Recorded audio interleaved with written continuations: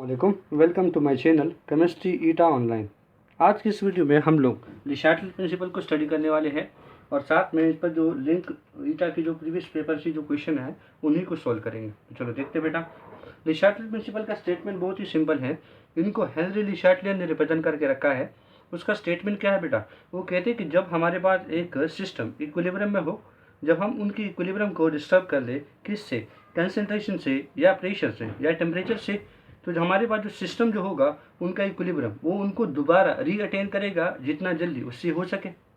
अब तीन फैक्टर हमारे पास है जिसकी मदद से हम इक्विलिब्रियम को डिस्टर्ब करते हैं। तो पहला कंसंट्रेशन। तो देखो बेटा, यहाँ पर ये बात याद रख दो कि अगर हम रिएक्टेंट का कंसंट्रेशन बढ़ाए और प्रोडक्ट का कंसंट्रेशन घटा दे तो इक्विलिब्रियम जो होगा वो फॉरवर्ड डायरेक्शन में मूव करेगा। क्योंकि हम लोगों को इस बात की फिक्र होती है इंडस्ट्री स्केल पर सोचना है कि प्रोडक्ट हम लोग को सबसे ज़्यादा यील्ड मिल जाए हम लोग को।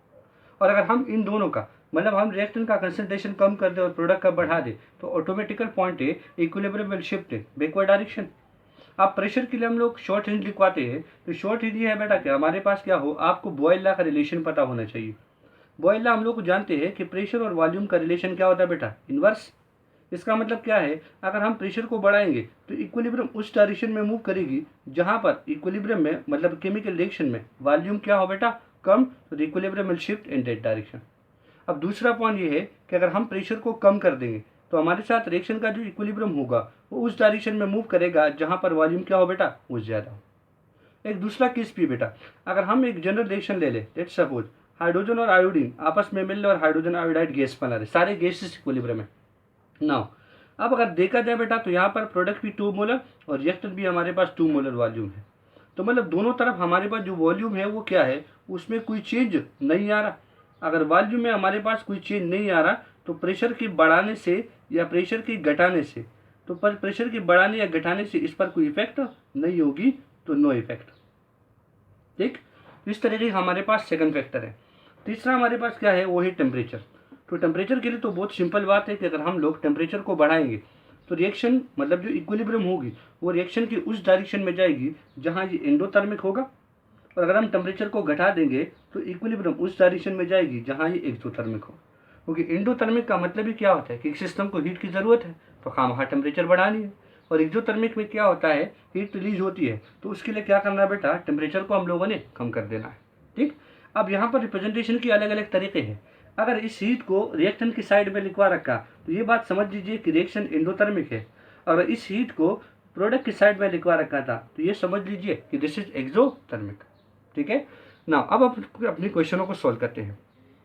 पहला क्वेश्चन हम लोग को दी गया है कि नाइट्रोजन और 3 मोल हाइड्रोजन गैस अगर आपस में मिलते हैं तो ये 2 मोल एमोनिया बनाते हैं और प्लस हीट देता है। अब ये बोला है कि हमारे पास एमोनिया का यील्ड कब मैक्सिमम होगा। इन चार ऑप्शन में आप कोई ऑप्शन सेलेक्ट कर लीजिए।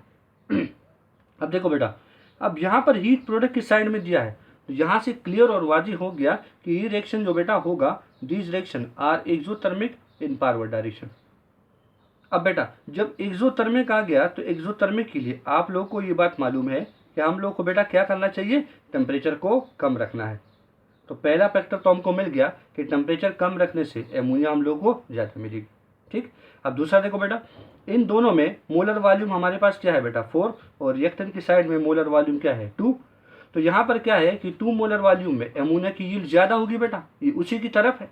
तो क्या करें बेटा, अगर हम लोग रिलेशन अप्लाई कर ले तो वॉल्यूम हमारे पास कम है, मीन मतलब एमोनिया की साइड में मोलर वॉल्यूम हमारे पास कम है, तो प्रेशर क्या होना चाहिए? वो ज़्यादा होना चाहिए। तो बहुत ही सिंपल तरीके से निकल जाते हैं, प्रेशर ज़्यादा और टेम्परेचर हमारे पास क्या होना चाहिए बेटा? कम। तो the correct answer is option C. अब नेक्स्ट क्वेश्चन देखो बेटा। नेक्स्ट क्वेश्चन हम लोग को दे रखा है कि आप लोग को फास्फोरस ट्राइक्लोराइड और क्लोरीन गैस आपस में मिलता है तो फास्फोरस पेंटाक्लोराइड बनाता है। अब ये बोला कि दिस रिएक्शन इज एक्सोथर्मिक। देखो in the given exothermic reaction अब क्या हो कि हमारे पास आपको यील्ड सबसे ज़्यादा मिल जाए तो इनके लिए कौन सा ऑप्शन सेलेक्ट करना चाहिए। तो यहाँ पर तो क्लियर हो गया कि this reaction is exothermic in forward direction. ठीक है, अब यहाँ देखो बेटा, एक्सोथर्मिक होगा तो हम लोग को तो ये कुल की पता है कि एक्सोथर्मिक के लिए अगर हम लोग करना है तो टेम्परेचर को क्या करके रखना होगा बेटा? Temperature will be must well decrease. Temperature को कम रखना है तो इक्विलिब्रियम उस डायरेक्शन में जाएगा जहाँ पर एक रिएक्शन क्या हो, वो एक्सोथर्मिक इन नेचर हो। तो करेक्ट आंसर हमारे साथ क्या होना चाहिए? तो हमारे साथ जो करेक्ट आंसर होना चाहिए वो क्या है कि डिक्रीज इन टेम्परेचर। तो correct answer is option A. अब नेक्स्ट देखो बेटा, तीसरा क्वेश्चन हम लोग को क्या दे रखा है उनको देखो। तीसरा क्वेश्चन हम लोग को दे रखा है कि एक्सोथर्मिक रिएक्शन है जिसमें हमारे पास 2 मोल NO ये हमारे साथ 2 के N2 और O2 देता है। तो हम लोग को बिल्कुल डायरेक्ट दे रखा है दिस रिएक्शन इज एक्सोथर्मिक। तो इसका मतलब ये फॉरवर्ड डायरेक्शन में क्या है बेटा, एक्सोथर्मिक। अब कहते हैं किस पर हमारे पास कौन सा ऑप्शन इसके लिए करेक्ट होगा। क्या इंडिपेंडेंट ऑन टेम्परेचर है, तो no, because this reaction is exothermic. इसका मतलब यहाँ पर क्या होगा बेटा, हीट विल बी रिलीजेस। अब नेक्स्ट पॉइंट क्या है, इंक्रीज एज टेम्परेचर इंक्रीज। अगर हम लोग टेम्परेचर को बढ़ा देंगे तो क्या ये रिएक्शन डायरेक्ट हो जाएगी, मतलब मोर जाएगी, ज़्यादा होगी। तो आंसर इज नो, क्योंकि ये रिएक्शन हमारे पास क्या है बेटा, these are exothermic reaction in forward direction. ये फॉरवर्ड डायरेक्शन में एक्सोथर्मिक है, फॉरवर्ड डायरेक्शन। तो ये ऑप्शन गलत है क्योंकि टेम्परेचर बढ़ाने से इक्विलिब्रियम एक्सोथर्मिक की डायरेक्शन में मूव नहीं करती। अब दूसरा क्या दिया बेटा कि डिक्रीज एज टेम्परेचर इंक्रीज। अगर हम टेम्परेचर को बढ़ाएंगे तो टेम्परेचर की बढ़ाने से तो वाजिब बात है कि उस डायरेक्शन में जाएगी जहाँ एंडोथर्मिक हो। अगर हम लोग को यहाँ पर कुल के पता है कि फॉरवर्ड डायरेक्शन में एक्सो है, तो बैकवर्ड में या रिवर्स में ये क्या होना चाहिए बेटा, एंडो। टेम्परेचर को तुम बढ़ाओगे तो रिएक्शन किस डायरेक्शन में मूव करेगी, backward, and this reaction will tend to slow. ये रिएक्शन स्लो होगी और बहुत ही कम होगी। तो correct answer is option C, decrease as temperature increase. अब चौथा क्वेश्चन देखो बेटा, चौथा क्वेश्चन हम लोग को जो रिएक्शन दे रखा है वो इसकी उलट ले लिया गया है, उनको देखते हैं।